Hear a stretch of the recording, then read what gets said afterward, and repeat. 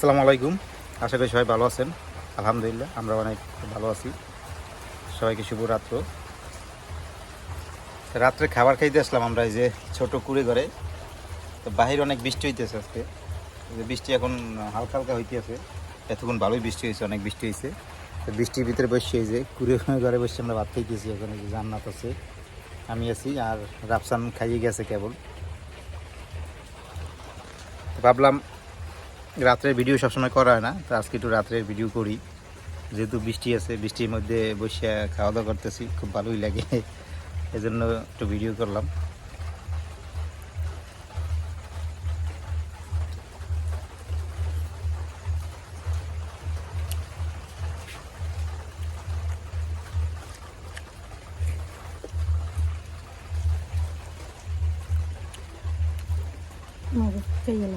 তো রাত্রে আবার খাবার কিছু ছিল না,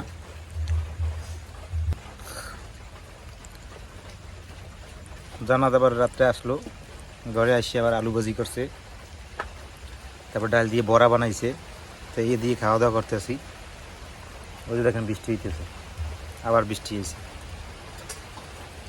তো কয়েকদিন ধরে অনেক গরম ছিল, যার জন্য ওই বৃষ্টিটা হইতেছে। বৃষ্টিটা হওয়ার দরকার, কারণ এত গরম পড়ছে যা বলার মতো না। ফ্যান সারি, ফ্যানেও কাজ হয় না। তো গ্রামেই আমাদের এত গরম এই দুদিন ধরে পড়ছে। তো শহরে কি গরম, তারা শহরে থাকেন, তারা তো ভালোই বোঝেন। আর বৃষ্টির সাথে হলো যে বাতাসও আছে।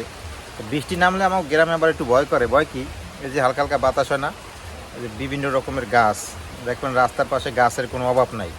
তো এই গাছগুলো হয়েছে কি, মাটির গোড়া নরম হয়ে গেলেই আস্তে কাইতে তার পাশেই পড়ে তার মার ছিটে যায়।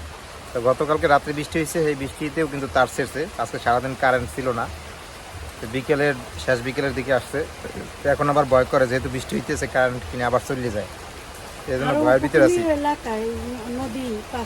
হ্যাঁ, আপনারা তো দেখছেন যে আমাদের বাড়ি এসে নদীর কাছাকাছি, কিন্তু বাতাস ছাড়লেই প্রবল বেগে লাগে।